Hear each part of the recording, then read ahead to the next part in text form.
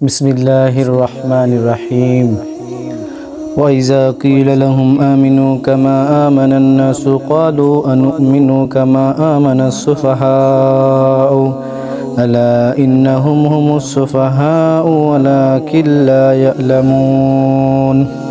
আমার আল্লাহ সুবহানাহু তাআলা সূরা বাকারার 13 নম্বর আয়াতে বলেছেন, যখন তাদেরকে বলা হয় ঈমান আনো যেমন অপরাপর লোকেরা ঈমান এনেছে, তখন তারা বলে নির্বুদ্ধের মতো কি আমরাও বিশ্বাস স্থাপন করব ঈমানের উপরে।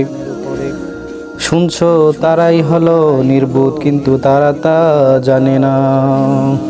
আমার আল্লাহ সুবহানাহু তাআলা সূরা বাকারার 13 নম্বর আয়াতে মুনাফিকদের সামনে সত্যিকার ঈমানের একটি পূর্ণাঙ্গ রূপরেখা তুলে ধরা হয়েছে। আমিনু কামা আমানান নাস, অর্থাৎ অন্যান্য লোক যেভাবে ঈমান এনেছে তোমরাও অনুরূপ ভাবে ঈমান আনো।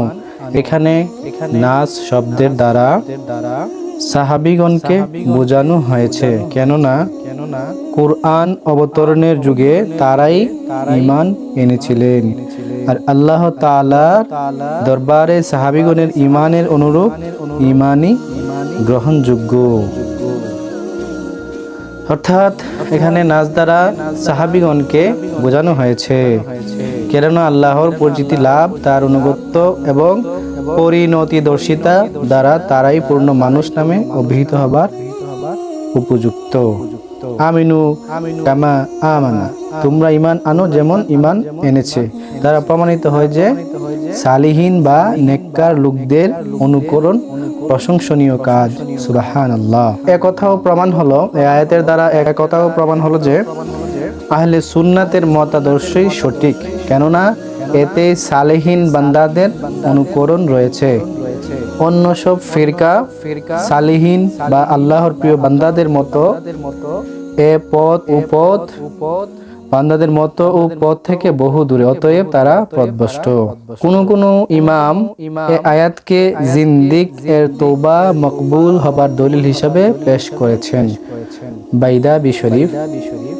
জিন্দিক ওই ব্যক্তিকে বলা হয় যে নবীর নবুয়ত স্বীকার করে এবং ইসলামের নিদর্শন সমূহ প্রকাশ করে, কিন্তু অন্তরে এমন আকীদা পোষণ করে যা সর্বসম্মতভাবে কুফরি। এরাও মুনাফিকের শ্রেণীভুক্ত।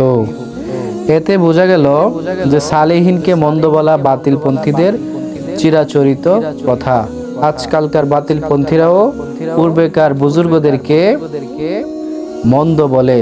রাফিজি সম্প্রদায় এর লোকেরা খুলাফে রাশিদিন, ইসলামের 4 খলিফা সহ বহু সংখ্যক সাহাবীকে, খারিজিরা হযরত আলী মুরতদা ও তার সহচরগণ রাদিয়াল্লাহু আনহুমকে, গায়ের মুকাল্লিদগণ যারা কোন ইমামের মাযহাব অনুসরণ করে না, মুজতাহিদ ইমামদেরকে, বিশেষ করে ইমাম আবু হানিফা, ইমামে আজম আবু হানিফা রাহমাতুল্লাহি আলাইহিকে বাতিলপন্থীরা, অসংখ্য আউলিয়া কেরাম ও আল্লাহর মকবুল বান্দাদেরকে, মির্জাইরা পূর্ববর্তী নবীগণকে পর্যন্ত, কুরআনীরা, চাকরালী সাহাবা কেরাম ও মুহাদ্দিসগণকে এবং নেসারীরা সমস্ত ধর্মীয় মহাপুরুষকে মন্দ বলে থাকে, আর তাদের প্রতি অপবাদ দেওয়ার ধৃষ্টতা ও দুঃসাহস দেখায়।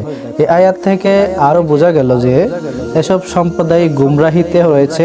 এতে দিনদার আলিমদের জন্য সান্ত্বনা রয়েছে, যেন পথভ্রষ্টদের অন্ধ বলার কারণে তারা অতি দুঃখিত না হন আর মনে করেন যেন এটা বাতিলপন্থীদের চিরাচরিত স্বভাব। আল্লাহ সুবহানাহু তাআলা পবিত্র কুরআনুল কারীমের এই আয়াতের মাধ্যমে বুঝিয়েছেন যে সাহাবায়ে কিরামগণ যেভাবে ঈমান এনেছে তোমরাও ঠিক এইভাবে ঈমান আনয়ন করো।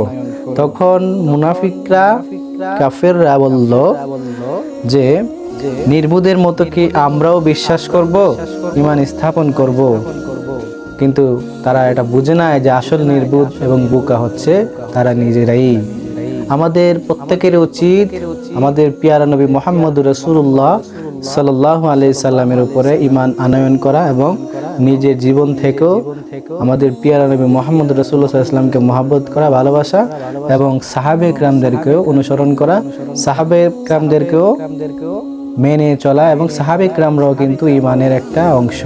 আল্লাহ সুবহানাহু ওয়া তাআলা এই আয়াতের মাধ্যমে বোঝাতে চেয়েছেন, বুঝিয়েছেন আমাদেরকে যে সাহাবে কিরামগণ রাসূল সাল্লাল্লাহু আলাইহি সাল্লামের উপরে এবং আল্লাহর উপরে যেভাবে ঈমান এনেছেন, ঈমান আনয়ন করেছেন, আমাদেরও ঠিক সেইভাবে ওনাদের আদর্শ অনুসরণ করে আমাদের ঈমানকে মজবুত করতে হবে।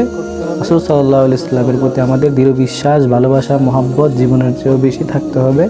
তাহলে আল্লাহ সুবহানাহু ওয়া তাআলা আমাদের ঈমানকে গ্রহণযোগ্য মনে করবেন। সুবহানাল্লাহ। আল্লাহ সুবহানাহু ওয়া তাআলা আমাদেরকে যেন তৌফিক দান করেন, আমরা যেন সঠিক পথে থাকতে পারি, সাহাবায়ে কিরামদেরকে অনুসরণ করে যেন চলতে পারি, ওনাদের আদর্শ নিয়ে যেন আমরা দুনিয়াতে ইবাদত বন্দেগী করে চলতে পারি। আল্লাহ সুবহানাহু ওয়া তাআলা আমাদেরকে সেই তৌফিক দান করুক এবং আখিরাতে আমাদেরকে জান্নাতবাসী করে আল্লাহ সুবহানাহু ওয়া তাআলা আমাদেরকে সেই তৌফিক দান করুক সাহাবীদের মতো চলার। আসসালামু আলাইকুম ওয়া রাহমাতুল্লাহি ওয়া বারাকাতুহু।